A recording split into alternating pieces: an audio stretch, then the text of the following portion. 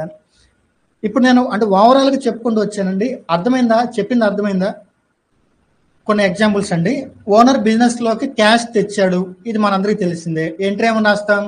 Cash account debit to capital account 10 lakhs 10 lakhs, ఇది జనరల్గా మనందరికీ తెలిసిందే. బిజినెస్ స్టార్ట్ చేసిన తర్వాత అంటే కొందరికి ఉండే కామన్ డౌట్ ఏంటంటే బిజినెస్ స్టార్ట్ చేసినప్పుడే క్యాపిటల్ తెస్తారు, తర్వాత ఇంకెప్పుడు తీసుకురారు అనుకుంటారు. అట్లా ఉండదండి. బిజినెస్కి ఎప్పుడు అమౌంట్ అవసరమైతే అప్పుడు ఓనర్ తన దగ్గర ఉన్న అమౌంట్ని తీసుకురావచ్చు. Okay, 1st April business start చేశాడు, ఒక 10 లక్షలు తెచ్చాడు. మళ్ళీ 22nd December అంటే ఒక 6-7 నెలల తర్వాత ఇంకా బిజినెస్కి ఇంకా అమౌంట్ తీసుకొస్తే బాగుంటుంది అనిపించింది. మళ్ళీ అడిషనల్గా ఇంకొక 8 లక్షలు క్యాష్ ద్వారా బ్యాంక్ త్రూ ఒక 7 lakhs తెచ్చారు. ఓకే అండి, ఇలా తెస్తే అడిషనల్ క్యాపిటల్ తెచ్చిన ఎంట్రీ కామనే. ఓకే అండి, డెబిట్ వైపు cash account 8 lakhs, bank account 7 lakhs, credit వైపు క్యాపిటల్ అకౌంట్ 15 lakhs, ఇట్లా రాస్తాం. కంబైన్డ్ ఎంట్రీ రాసేస్తాం. ఓకే అండి, cash 8 lakhs, bank 7 lakhs, capital account 15 lakhs. ఎందుకని? కామన్ గా క్యాపిటల్ ఉంది కాబట్టి మిక్సింగ్ కంబైన్డ్ ఎంట్రీ రాస్తాం.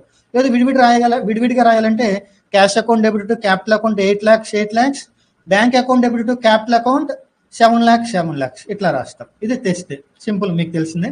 నెక్స్ట్, బిజినెస్ లో ఉన్న క్యాష్ ని పర్సనల్ యూజ్ కి తీసుకువెళ్ళిపోయారు. ఇక్కడ ఏం రాస్తాం? Drawings account debit to cash account రాస్తాం. తన పర్సనల్ యూజ్ అని రాస్తే చాలు, తను దేనికైనా యూజ్ చేసుకోవచ్చు, అది మనకు అనవసరం. ఓకే అండి, పర్సనల్ యూజ్ కి క్యాష్ తీసుకువెళ్ళాడంటే డెబిట్ వైపు డ్రాయింగ్స్ పడిపోవాలి, క్రెడిట్ వైపు క్యాష్ వెళ్ళిపోతుంది కాబట్టి ఎంత అమౌంట్ అయితే అంత అమౌంట్. నెక్స్ట్, ఇది జాగ్రత్తగా వినండి.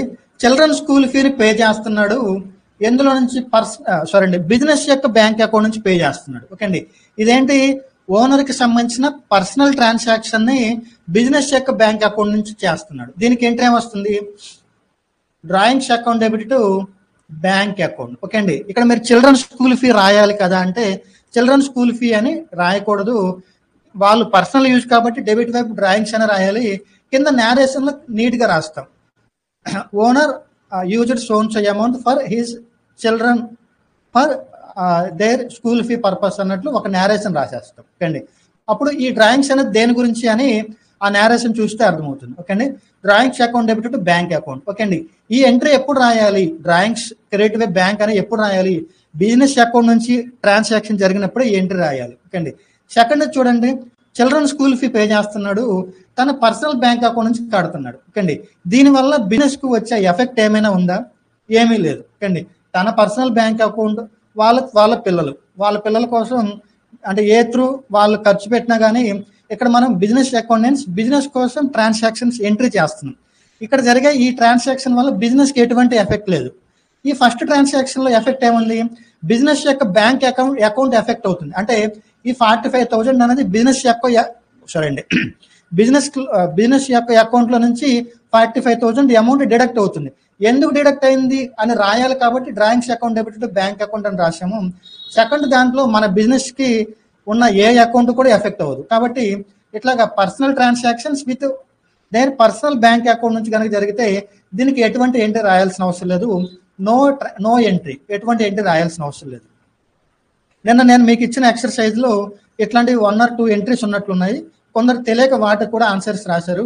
అందుకని ఈ రోజు క్లాస్ అయిన తర్వాత దానికి సంబంధించిన ఆన్సర్ మీకు పంపిస్తాను. ఓకే అండి, డన్. ఇది cash withdrawn from bank for personal use. Okay అండి, ఇక్కడ బ్యాంక్ లో నుంచి క్యాష్ ని డ్రా చేస్తున్నారు, దేని గురించి? పర్సనల్ యూజ్ కోసం. ఇక్కడ ఎంట్రీ ఏం రాయాలి? ఓకే అండి, ఎక్కువ మంది ఏం రాస్తారంటే drawings account debit to cash account అని రాస్తారు.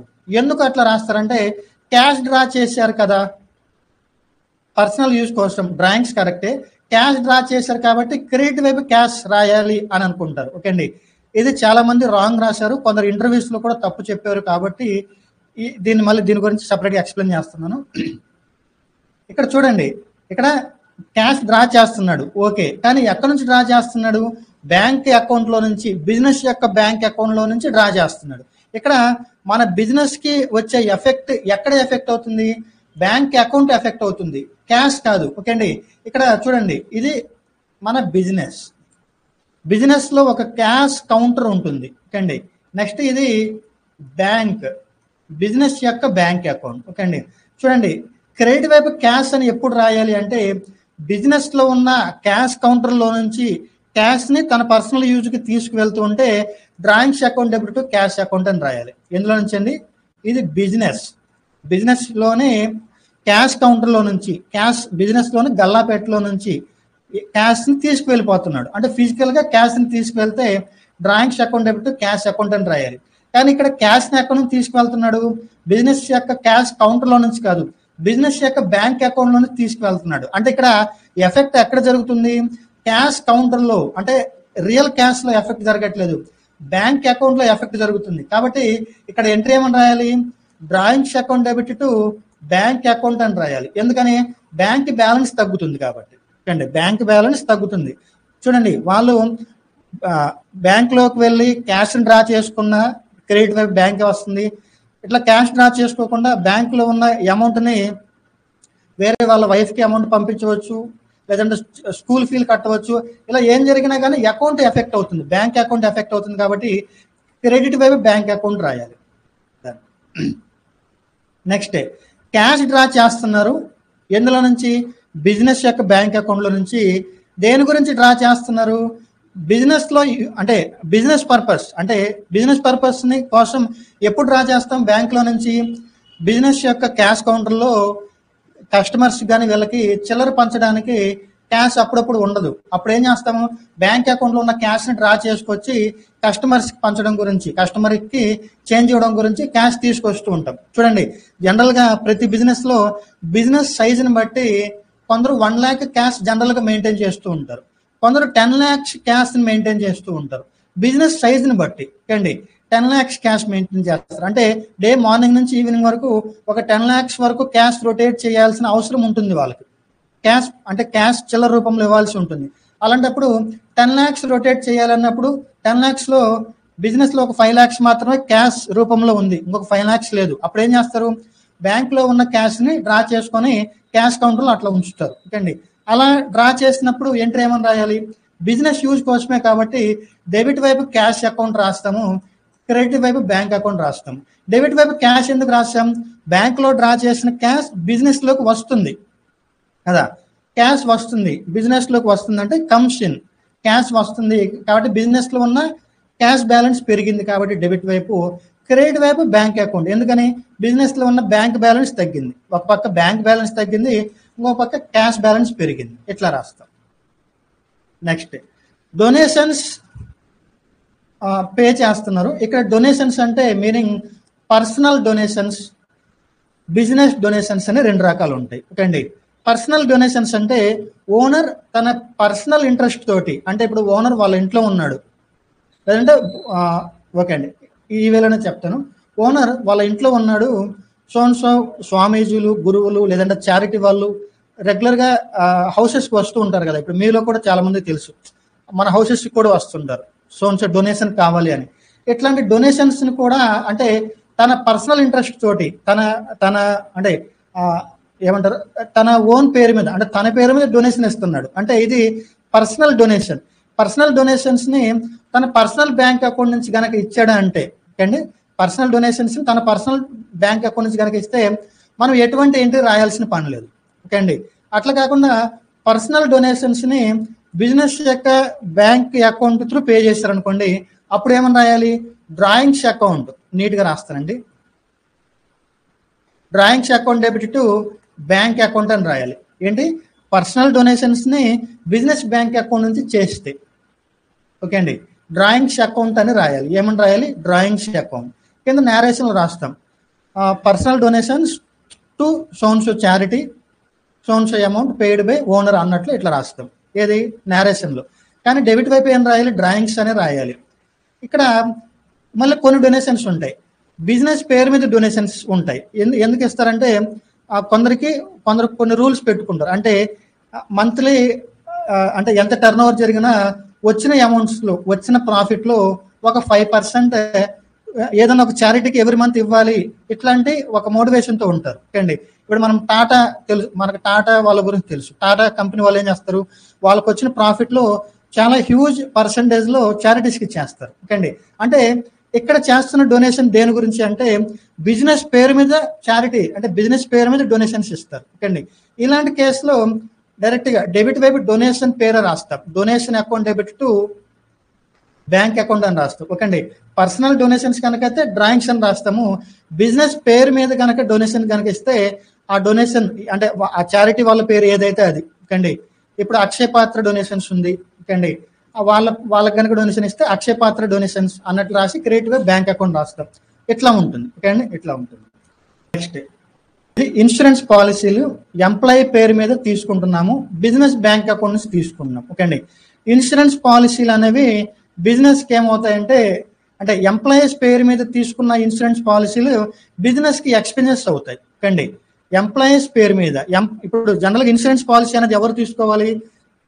ఎవరికి వాళ్ళే వాళ్ళ పర్సనల్ ఇంట్రెస్ట్ తోటి వాళ్ళ పేరు వాళ్ళే తీసుకోవాలి. ఇప్పుడు మీరు నేను మనం ఉన్నాము, మన హెల్త్ ఇన్సూరెన్స్ కానీ లైఫ్ ఇన్సూరెన్స్ కానీ తీసుకోవాల్సిన రెస్పాన్సిబిలిటీ ఎవరిది? మనదే. ఎవరి పేరు మీద ఎవరు ఓన్ అమౌంట్ తోటి వాళ్ళు తీసుకోవాలి. కానీ రీసెంట్గా కరోనా తర్వాత నుంచి ఏమైంది అంటే కరోనా 2020 నుంచి కొందరు ఓనర్స్లో మంచి వాళ్ళు ఏం చేస్తున్నారంటే ఎంప్లాయీస్కి ఇచ్చే శాలరీస్ అనేవి వాళ్ళకి సరిపోతున్నట్లు లేవు, వాళ్ళ చాలా మంది ఇన్సూరెన్స్ పాలసీలు తీసుకోవట్లేదు, ఎక్స్ట్రా బెనిఫిట్ రూపంలో ఇన్సూరెన్స్ పాలసీలు బిజినెస్ అకౌంట్ నుంచే చేపిచ్చేద్దాము. ఇట్లాంటి కొందరు మంచి ఓనర్స్ ఇట్లా ఎంప్లాయీస్కి ఇన్సూరెన్స్ పాలసీలు కూడా ఇప్పిస్తున్నారు. అండి ఇట్లా ఇన్సూరెన్స్ పాలసీలు ఇట్లా పెట్టే ఖర్చు ఎంప్లాయీస్ కోసం కనుక ఇట్లా ఖర్చు పెడితే అది బిజినెస్కి ఎక్స్పెన్సెస్ లాగా ట్రీట్ చేయాలి. అప్పుడు ఎలా రాయాలంటే డెబిట్ వైపు ఇన్సూరెన్స్ పాలసీ లేదంటే ఇన్సూరెన్స్ ప్రీమియం అన్నట్టు రాస్తాం. డెబిట్ వైపు insurance premium account debit to credit వైపు బ్యాంక్ అకౌంట్ అని రాస్తాం. ఓకే అండి. ఇవి బిజినెస్కి ఎక్స్పెన్సెస్ కింద ఎందుకు రాయాలి అని జనరల్గా కొందరికి వస్తున్న డౌట్. క్లాస్ తర్వాత అడుగుతున్నారు, ముందుగానే చెప్తున్నాను. ఇక్కడ ఎంప్లాయీస్కి ఎక్స్ట్రా బెనిఫిట్ ఇవ్వడం వల్ల బిజినెస్కి ఎక్స్ట్రా ఎఫర్ట్ పెడతారు ఎంప్లాయీస్. మీరు ఒకటి గమనించండి, ఇప్పుడు ప్రతి బిజినెస్లో ఆ బిజినెస్ ఓనర్ వాళ్ళ క్యాస్ట్ని బట్టి జనరల్గా జరిగే చెప్తున్నాను, ఓనర్ వాళ్ళ క్యాస్ట్ని బట్టి ఇయర్లో ఒక స్పెసిఫిక్ ఫెస్టివల్ పెట్టుకుంటారు. ఆ ఫెస్టివల్ అంటే వాళ్ళ ఓన్ క్యాస్ట్ ఫెస్టివల్. ఇప్పుడు జైన్స్ ఉన్నారనుకోండి, దీపావళి రోజు కానీ మహావీర్ జయంతి అప్పుడు కానీ. ఓకే అండి. లేదు ఈ బ్రాహ్మిన్స్ వైశ్యాస్ ఇలాంటి వాళ్ళందరూ కూడా ఈ దసరా ఫెస్టివల్ అప్పుడు, ముస్లిమ్స్ ఓనర్స్ కనుక ఉంటే రంజాన్ కానీ బక్రీద్ కానీ ఇలాంటి ఫెస్టివల్స్ అప్పుడు వాళ్ళు వాళ్ళ ఎంప్లాయీస్కి 1 month బోనస్ కానీ 2 months బోనస్లు ఇస్తారు. అండి కొందరు డైరెక్ట్ క్యాష్ రూపంలో బోనస్ ఇచ్చేస్తారు, అంటే వాళ్ళ అకౌంట్కి 1 or 2 months శాలరీ వాళ్ళకి బోనస్ కింద ఇచ్చేస్తారు. లేదు కొందరు క్యాష్ రూపంలో కాకుండా ఇట్లా ఇన్సూరెన్స్ పాలసీల రూపంలో వాళ్ళకి ఇట్లాంటి ఎక్స్ట్రా బెనిఫిట్స్ ఇస్తారు. ఎక్స్ట్రా బెనిఫిట్స్ ఇవ్వడం వల్ల బిజినెస్కి డబుల్ త్రిబుల్ బెనిఫిట్ వస్తుంది. ఎలా వస్తుంది అంటే ఎంప్లాయీస్ ఇంకా ఎక్స్ట్రా అంటే కమిట్ అయిన అమౌంట్ శాలరీ రూపంలో కాకుండా ఇట్లా ఎక్స్ట్రా బెనిఫిట్ ఇచ్చారనుకోండి, ఎంప్లాయీస్ కూడా ఆ బిజినెస్ వాళ్ళ ఓన్గా చేసేసుకుంటారు. అంటే మా ఓనర్ మమ్మల్ని ఇంత బాగా చూసుకున్నారు కాబట్టి మేము వీళ్ళకి ఇంకా బాగా వర్క్ చేయాలి, వీళ్ళకి ఇంకా మంచి ప్రాఫిట్స్ వచ్చేలాగా చేయాలి, వీళ్ళకి ఎంత ఎక్కువ ప్రాఫిట్స్ వస్తే మమ్మల్ని అంత బాగా చూసుకుంటారు కదా అనేది ఇక్కడ ఇండైరెక్ట్ వేలో చాలా ఎఫెక్ట్ వచ్చేస్తుంది ప్రతి బిజినెస్కి. ఓకే అండి. అంటే ఈ రకంగా బిజినెస్కి బెనిఫిట్ జరుగుతుంది కాబట్టి ఈ ఇన్సూరెన్స్ పాలసీస్ని బిజినెస్కి ఎక్స్పెన్సెస్గా రాసుకోవచ్చు అని గవర్నమెంట్ చెప్పింది. ఓకే అండి. అంటే మీకు ఆల్రెడీ ఇన్ డెప్త్ మీనింగ్ చెప్పేశాను. ఇది ఓకే అండి. ఎంప్లాయీస్ పేరు మీద కనుక పాలసీలు తీసుకుంటే బిజినెస్కి ఆ ఇన్సూరెన్స్ ప్రీమియం ఎక్స్పెన్సెస్ కింద రాయాలి, క్రెడిట్ వైపు బ్యాంక్ రాయాలి. డన్. అదే ఇన్సూరెన్స్ పాలసీలు ఓనర్ యొక్క ఫ్యామిలీ మెంబర్స్ పేరు మీద తీసుకుంటున్నారు. ఓకే అండి. బిజినెస్ యొక్క bank account through amount pay చేస్తున్నారు. ఓకే అండి. ఇవి మీ పర్సనల్ ఎక్స్పెన్సెస్ కింద లాగానే ట్రీట్ చేయాలి. ఈ కేసులో డ్రాయింగ్స్ అకౌంట్ అనే రాసుకోండి అని చెప్తుంది. ఓకే అండి. Drawings account debit to bank account అని రాయాలి. ఓకే అండి. ఏమని రాయాలి? Drawings account debit to bank account. మీకు పాయింట్ అర్థమైనట్టుంది, ఇంకా ఎక్కువ ఎక్స్ప్లెనేషన్ అవసరం లేదు. అంటే ఫ్యామిలీ మెంబర్స్ మీద వాళ్ళ పేరు మీద ఇన్సూరెన్స్ పాలసీలు, వైఫ్ కానీ చిల్డ్రన్ కానీ పేరెంట్స్ ఎవరి పేరు మీద ఇన్సూరెన్స్ పాలసీలు తీసుకున్నా వాటి గురించి బిజినెస్ బ్యాంక్ అకౌంట్ నుంచి కనుక పేమెంట్ చేస్తే డ్రాయింగ్స్ అనే రాయాలి. ఓకే అండి. వాటిని ఎక్స్పెన్సెస్ కింద చూపించుకోకూడదు. అదే ఫ్యామిలీ మెంబర్స్కి సంబంధించి ఇన్సూరెన్స్ పాలసీస్ని పర్సనల్ అకౌంట్స్ త్రూ కనుక పే చేస్తే అసలు ఎంట్రీని రాయాం. ఓకే అండి. డన్. నెక్స్ట్ ల్యాప్టాప్ అనేది కొంటున్నారు. దేని గురించి? బిజినెస్ యొక్క బిజినెస్ కోసం, బిజినెస్లో యూజ్ చేసుకునే పర్పస్ మీద కొంటున్నారు. అంటే ఇక్కడ ఈ ల్యాప్టాప్ బిజినెస్కి ఏమవుతుంది, ఎసెట్ అవుతుంది. కానీ బిజినెస్ అకౌంట్లో అమౌంట్ లేదు. అమౌంట్ ఎవరు పే చేస్తున్నారు, ఓనర్ తన పర్సనల్ అకౌంట్ నుంచి పే చేస్తున్నారు. ఇక్కడ ఎంట్రీ ఏమని రాస్తాం, laptop account debit to capital అని రాస్తాం, క్యాపిటల్ అకౌంట్. ఓకే అండి, ఇతను ఇస్తున్నాడు, ల్యాప్టాప్ బిజినెస్లోకి వస్తుంది అన్నట్లు. ఓకే అండి, ఇట్లా రాయాలి. ఇక్కడ ఇంకొక పాయింట్ కూడా చెప్తున్నానండి. ఇక్కడ ఇప్పటి వరకు బిజినెస్ ఎక్స్పెన్సెస్ అన్నాం కదా, అవన్నీ ఎక్కడికి వస్తాయి, P&L అకౌంట్లోకి వస్తాయి. ఓకే అండి, బిజినెస్ సంబంధించిన శాలరీస్ కానీ, ఇన్సూరెన్స్ ప్రీమియంలు కానీ, అంటే ఎంప్లాయీస్ పేరు మీద చేసే ఇన్సూరెన్స్ ప్రీమియంలు కానీ, అడ్వర్టైజ్మెంట్ ఎక్స్పెన్సెస్ కానీ, ఇవన్నీ బిజినెస్కి సంబంధించిన ఎక్స్పెన్సెస్ కాబట్టి P&L అకౌంట్లో ఇక్కడ వస్తాయి. నెక్స్ట్ ఓనర్కి సంబంధించిన అవన్నీ కూడా బ్యాలెన్స్ షీట్లోకి వెళ్ళిపోతాయి. ఇక్కడ క్యాపిటల్ అనే ఒక అకౌంట్ ఉంటుంది. స్టార్టింగ్లోనే ఓనర్ బిజినెస్లోకి 1 lakh తెచ్చాడు అనుకోండి, 1 lakh పే చేయాలి అన్నట్లు క్యాపిటల్ బ్యాలెన్స్ చూపిస్తుంది. వాళ్ళ అంటే ఏదైనా ఇన్సూరెన్స్ పాలసీలు వాళ్ళ పర్సనల్ ఇంట్రెస్ట్ మీద, అంటే వాళ్ళ పేరెంట్స్ కోసం ఒక ఇన్సూరెన్స్ పాలసీ తీసుకున్నారు, 25,000 తీసుకున్నారు, బిజినెస్ అకౌంట్ నుంచే పే చేస్తున్నారు. అప్పుడు ఏమవుతుందంటే అవి బిజినెస్కి ఎక్స్పెన్సెస్ కాదు కాబట్టి అవి ఇక్కడికి రావు. మనం డ్రాయింగ్స్ అని రాస్తాం కాబట్టి ఈ క్యాపిటల్లో నుంచే ఈ ₹1,00,000 నుంచి 25,000 లెస్ అయ్యి 75,000 అన్నట్లు క్యాపిటల్ బ్యాలెన్స్ మారిపోతుంది. ఓకే అండి, అంటే ఓనర్కి సంబంధించినవన్నీ కూడా బ్యాలెన్స్ షీట్లో ఈ క్యాపిటల్ అకౌంట్లో పెరగడాలు తగ్గడాలు జరుగుతూ ఉంటుంది. ఓకే అండి, ఓనర్కి సంబంధించిన పర్సనల్ ఇన్కమ్స్ కానీ పర్సనల్ ఎక్స్పెన్సెస్ అన్నీ కూడా క్యాపిటల్ అకౌంట్లో జరుగుతూ ఉంటాయి. బిజినెస్కి సంబంధించిన ఎక్స్పెన్సెస్ అన్నీ, బిజినెస్ సంబంధించిన ఇన్కమ్స్ అన్నీ కూడా P&L అకౌంట్లో జరుగుతూ ఉంటాయి. ఓకే అండి, డన్. రేపు నుండి మనం వీటి గురించి ఇంకా డీటెయిల్గా చూడబోతున్నాం. ఇప్పుడు మీకు తెలియాల్సింది ఏంటంటే ఓనర్కి సంబంధించిన పర్సనల్ ట్రాన్సాక్షన్స్ అన్నీ కూడా ఈ క్యాపిటల్ అకౌంట్లో జరుగుతూ ఉంటాయి అని మీకు తెలియాలి. క్యాపిటల్ అకౌంట్ అనేది ఎక్కడ ఉంటుంది, బ్యాలెన్స్ షీట్లో లయబిలిటీస్ సైడ్ స్టార్టింగ్ వచ్చేదే క్యాపిటల్ అకౌంట్ అని మీకు తెలియాలి. ఓకే అండి, డన్. ఈ ట్రాన్సాక్షన్ మీకు ఇచ్చాను, మీలో చాలామంది ఆన్సర్స్ పంపించారు. దీనికి సంబంధించిన ఆన్సర్ వీడియో నేను మీకు గ్రూప్లో పెడతాను. విత్ ఇన్ 1 hourలో కానీ లేదంటే ఈవినింగ్ 5 to 8 మిడిల్లో మీకు ఆన్సర్ అప్లోడ్ చేస్తాను. ఆ వీడియోని చూసి మీకు ఏమైనా డౌట్, అంటే మీరు ఏమైనా మిస్టేక్ చేసి కరెక్షన్ చేసుకోండి. ఓకే అండి, then have a nice day. మళ్ళీ రేపు మార్నింగ్ మీట్ అవుదాం.